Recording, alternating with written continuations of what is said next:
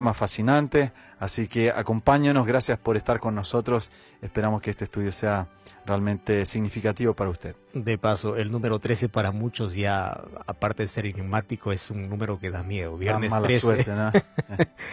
Sabes, en el capítulo anterior nosotros vimos que hay un dragón, que es el diablo, es Satanás, que está airado contra la iglesia, contra la mujer. Y allí el versículo 17 dice que se fue a hacer guerra contra el resto, contra el remanente, contra lo que queda.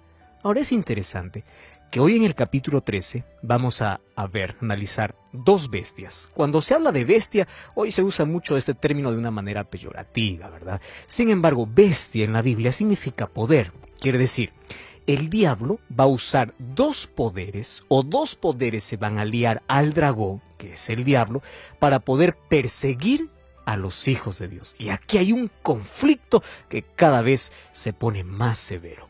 Entonces, aquí en este capítulo vamos a ver cómo el diablo sigue con su lucha. Él no se rinde, quiere destruir, quiso destruir a Cristo, no pudo, ahora quiere destruir a su iglesia. Y como él no puede presentarse como es, él usa instrumentos humanos. Y en esta vez va a usar a dos poderes. En el capítulo de hoy hablaremos acerca del primer poder, que es representado por la primera bestia, una bestia que sube del mar. Para este importantísimo estudio necesitamos, como siempre, pedir la dirección de Dios mediante su Espíritu Santo. Pastor Mitchell va a hacer una oración. Querido Padre de amor, muchas gracias por una vez más permitirnos estudiar tu palabra, abrir la Biblia Sagrada, abrir el libro de Apocalipsis. Gracias también porque hay muchos de nuestros amigos que están allí sintonizados en la radio, otros por las redes sociales. Y hay algunos que están con muchas dudas en su corazón, otros están pasando tal vez algún momento difícil, la vida financiera, la vida sentimental, algún problema de salud dentro de su casa, algún proyecto que hace tiempo ya vienen intentando, luchando y no puede avanzar. Señor, que el mensaje de hoy, el mensaje del Apocalipsis pueda traer, por sobre todas las cosas, esperanza, pueda traer fortaleza a la vida de cada uno de nuestros amigos. Que Jesús sea una persona real en nuestra vida y que su palabra haga sentido para cada día de nuestra existencia aquí en la tierra. Bendice al pastor Joel, a Elina, a Renato los controles y a cada amigo que nos acompaña en el nombre de Jesús. Amén. Amén. Viajemos en la historia. Damos inicio a este segmento de preguntas y respuestas. Veo aquí a nuestros pastores que están con Biblia en mano, listos para poder responder estas preguntas que también nos llegan de parte de nuestros oyentes, a la luz únicamente de la palabra de Dios, por supuesto. Hoy, leyendo, reflexionando, viendo el capítulo 13 del libro de Apocalipsis, así que ya puedes buscar tu Biblia en este momento. Voy a comenzar con el pastor Joel. Una pregunta, la pregunta disparadora. Pastor Joel, bueno, en sí todo este capítulo parece tan difícil de entender, es que la bestia tiene varias cabezas, que la bestia tiene cuernos, y parece difícil de entender. Vamos con la primera pregunta. ¿De dónde surge la primera bestia que ve el apóstol Juan en este capítulo? Iremos por partes, porque si alguien se va de frente a ver que la cabeza, que los cuernos, vamos primero a analizar parte por parte. La respuesta a esta pregunta disparadora es tan simple, Aileen. Cuando me dices ¿de dónde surge la primera bestia? Apocalipsis 13:1 dice: me paré sobre la arena del mar y vi subir del mar una bestia que tenía 7 cabezas y 10 cuernos. Bueno, eso lo responderemos después, pero ante la pregunta ¿de dónde surge esta bestia? Del mar. Ahora recuerda que mar en la Biblia representa muchedumbre de gente. Mucha gente, muchas personas. Entonces, este es un poder que surge de donde hay mucha gente. De eso se trata la primera bestia y de eso se trata, de que surge del mar. Excelente. Vamos con la siguiente pregunta. Pastor Mitchell, bueno, sabemos que el libro de Apocalipsis tiene varios símbolos que, representan, significan alguna cosa. ¿Cuántos cuernos tenía esta bestia y qué es lo que representan? Muy bien, vamos a parar la respuesta. Está en Apocalipsis capítulo 13, el versículo 1, dice: el dragón se plantó a la orilla del mar. Entonces vi que del mar subía una bestia, la cual tenía 10 cuernos y 7 cabezas. ¿Cuántos cuernos? Entonces eran 10 y 7 cabezas. En cada cuerno, que eran 10, tenía una diadema y en cada cabeza tenía un nombre blasfemo contra Dios. Es interesante porque aquí hay un paralelo que necesitamos hacer, queridos amigos, entre Daniel capítulo 7 y Apocalipsis capítulo 13. En el libro de Daniel se nos describen aquí algunos animales, comenzando por el león, después seguido por el oso, después por el leopardo y finalmente el cuarto animal que tenía una imagen horrible, espantosa. Y estos 4 animales representan a 4 reinos que nosotros muy bien conocemos y están asociados también a Daniel capítulo 2, que comienza entonces por Babilonia, después por Grecia, después por Medio Persia y después por Roma. Así también en Apocalipsis 13 hay una clara vinculación con el libro de Daniel en el sentido de que cada uno de estos cuernos representan poderes y también los diademas que son mencionados aquí y especialmente estas 7 cabezas que vamos a ver un poquito más adelante también tienen un significado todo especial asociado a Roma, ya le voy adelantando. Estas 7 cabezas están asociadas directamente a Roma. Pero fíjese una cosa interesante, cuando sale de escena el emperador, la figura que tenía el poder político y religioso, el Papa asume este poder. Vienen los emperadores con la Roma que nosotros denominamos Roma normal o Roma imperial, y después viene el periodo de Roma papal. Cuando salen los emperadores, este poder lo asume el propio Papa con la Roma papal y pasa a tomar un nombre llamado Pontífice Maximus o Pontifex Maximus, que significa exactamente constructor de puentes, aquel que era capaz de hacer este puente entre Dios y los hombres.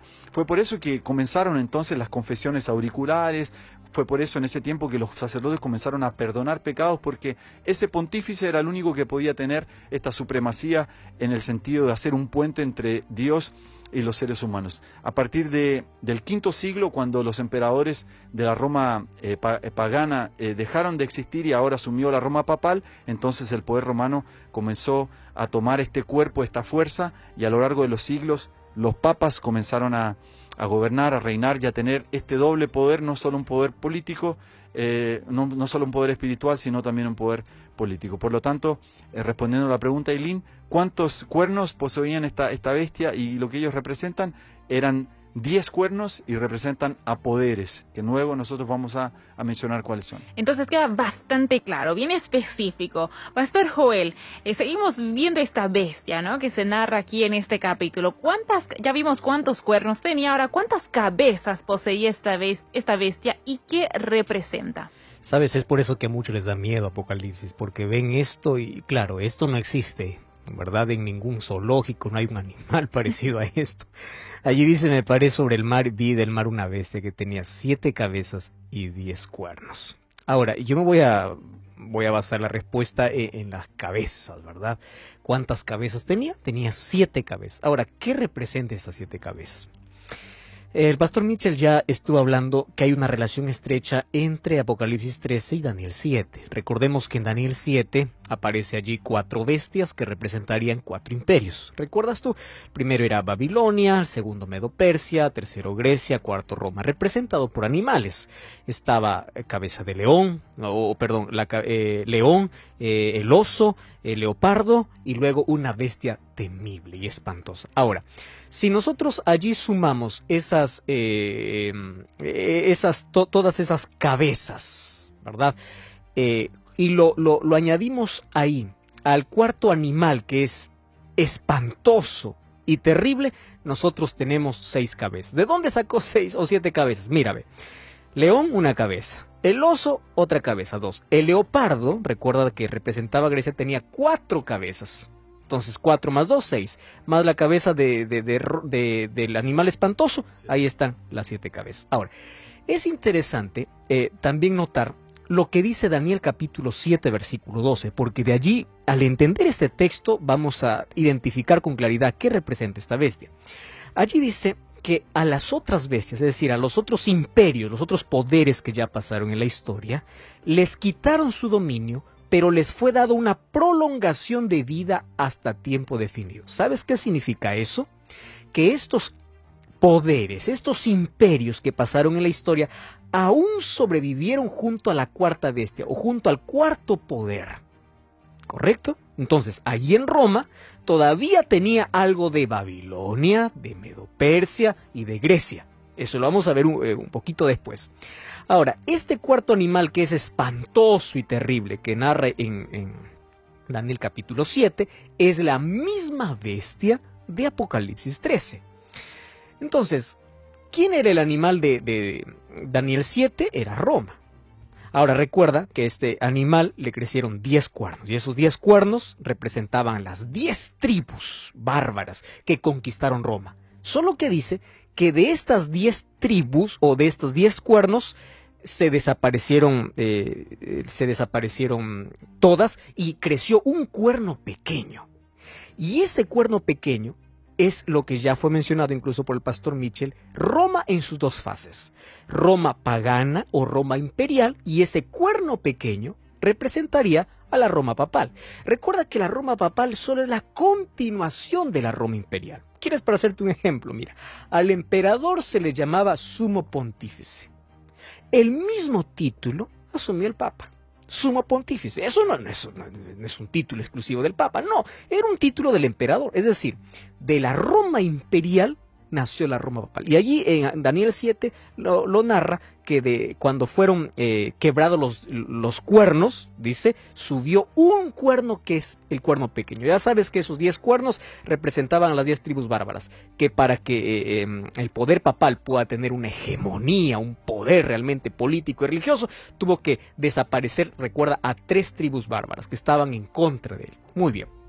Ahora, si nosotros queremos dar una respuesta entonces sí, concisa, precisa y resumiendo todo esto, la bestia que sube del mar de Apocalipsis 13 es Roma, en sus dos fases, papal o Roma imperial y Roma papal. Pastor, ¿y cuáles son las 7 cabezas? Bueno, las 7 cabezas son los 7 poderes que a lo largo de la historia persiguieron al pueblo de Dios, porque recuerda que estamos hablando en el contexto de un grande conflicto. Muy bien. ¿Cuáles son los 7 poderes que persiguen al pueblo de Dios? Comencemos por Egipto, que oprimió a Israel 430 años. Luego, ¿quién siguió? Asiria. Luego, ¿quién siguió? Babilonia. Luego, Medo-Persia. Luego, Grecia. Luego, ¿quién fue? Roma imperial. Y finalmente, Roma papal. Ahí están los 7 poderes representados aquí por las 7 cabezas que tiene esta bestia que sube del mar. Va quedando definitivamente cada vez más claro. Y vamos con la siguiente pregunta. Bueno, esta bestia que parece hasta difícil de imaginar porque parece algo ficticio, ¿no? Pastor Mitchell, ¿a qué otros animales era semejante esta bestia que sube del mar? Muy bien, Ailín. Aquí en el capítulo 13, el versículo 2 de Apocalipsis, dice: la bestia parecía un leopardo, pero tenía patas como de oso y fauces como de león. El dragón le confirió a la bestia su poder, su trono y su gran autoridad. Como nosotros habíamos dicho que tiene relación con Daniel capítulo 7, aquí bueno, quedó completamente abierto que exactamente menciona los mismos animales que son mencionados en el libro de Daniel. Por lo tanto, este animal que representa a Roma, como el pastor muy bien dice acá, tanto en sus fases pagana y papal, copiaría elementos de los imperios que vinieron antes de ella. De Babilonia, ¿qué es lo que Roma copió? La presunción, el orgullo. Recuerden que Babilonia también estaba representada por la estatua, la parte de oro, como siendo el metal más precioso. La transgresión a la ley de Dios también fue copiado y copiada de los babilónicos y asumido tanto por Roma pagana como por la Roma papal. Ahora después el gobierno que vino después, los medos y los persas, ¿qué fue lo que Roma copió de los persas? Copió el culto a los dioses paganos. De ahí viene la adoración al sol, que comienza la adoración el día de domingo, porque justamente este era el día que los medos y los persas usaban para hacer el mitraísmo, para adorar a sus dioses. Eran los persas que comenzaron con esto, y esto Roma lo copió de los persas. Pero no solamente eso, copió también de Grecia. El antiguo culto que se hacía en Grecia también fue copiado. Roma copió las imágenes, la invocación de los santos, que era algo característico que los griegos hacían para traer así sobre sus divinidades un aspecto humano. Entonces, la prepotencia, el orgullo, la transgresión de la ley de Dios de Babilonia, la adoración al sol, y todo lo que tiene que ver con la adoración al día domingo de los persas y también la adoración a las imágenes del imperio griego. Ahí están lo que esta bestia que subió del mar se asemejaba con los otros animales que vimos en Daniel.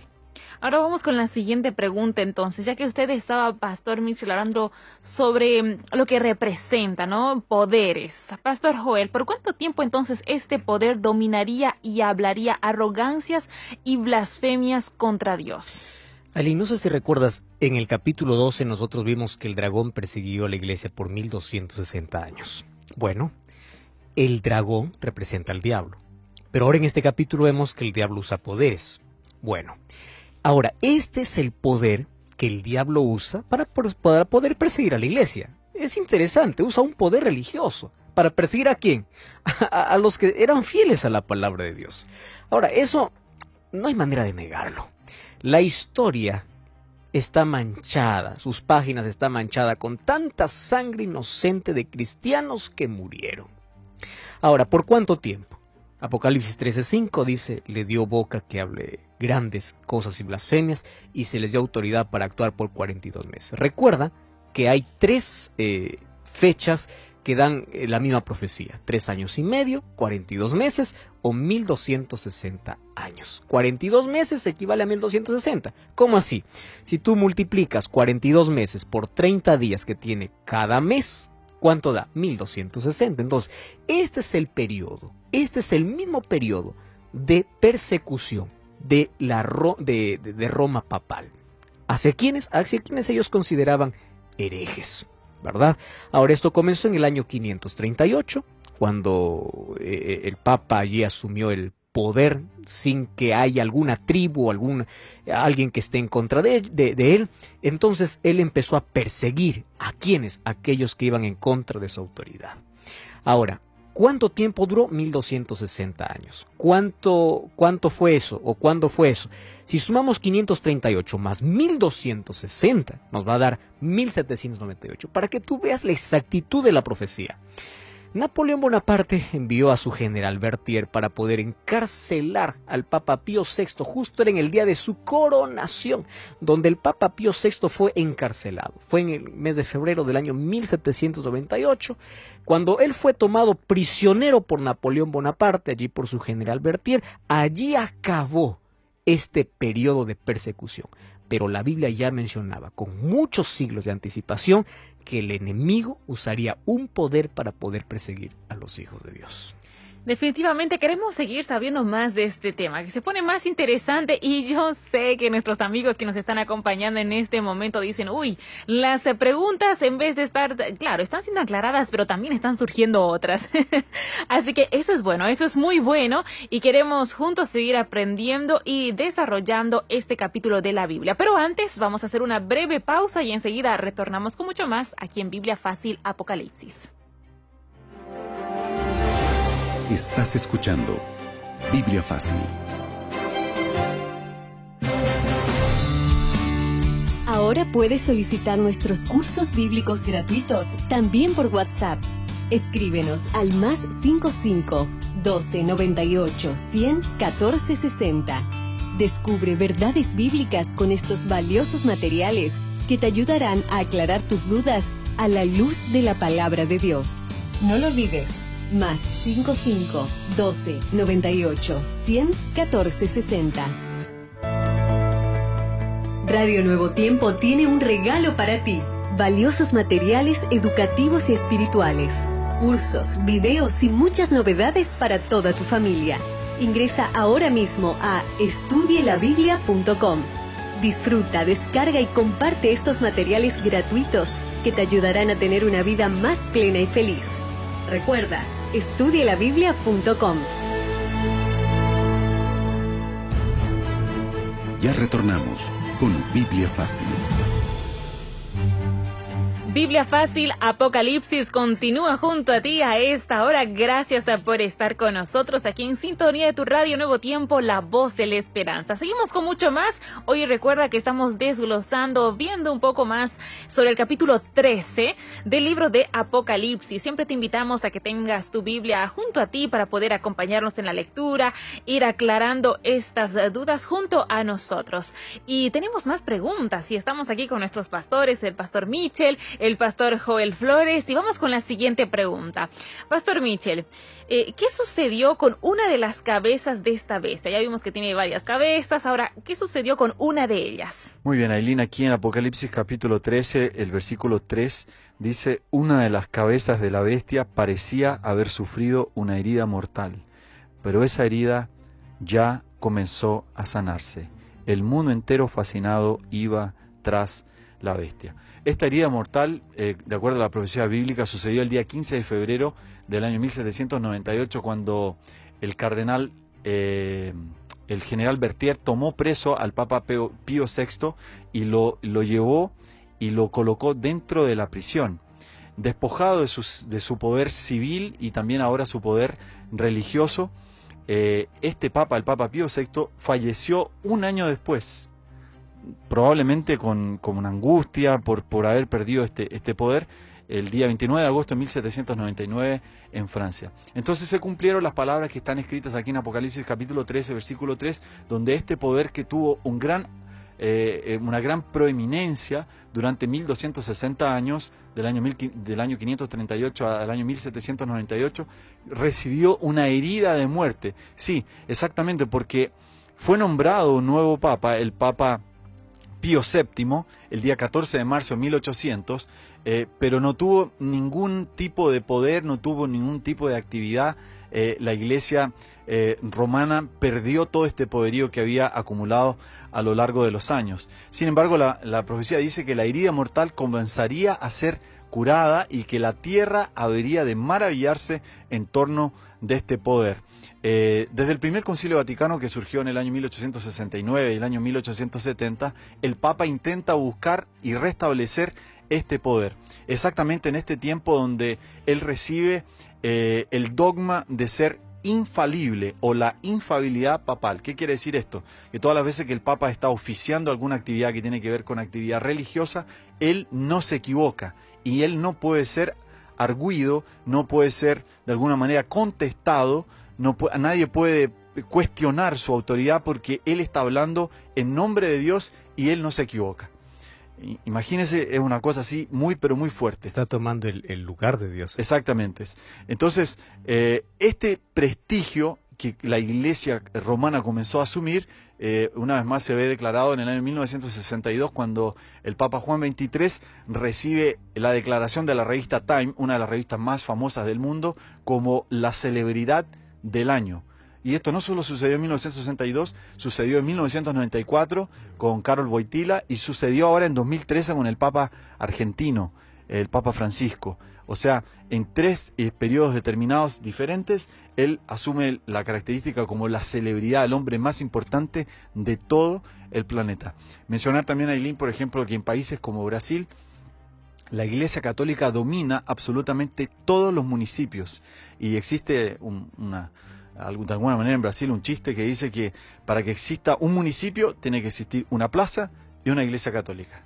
Y es interesante, no voy a mencionar aquí el nombre del banco, pero existe un banco en Brasil que es muy popular, pero muy popular, y ese banco está en absolutamente todos los municipios brasileños.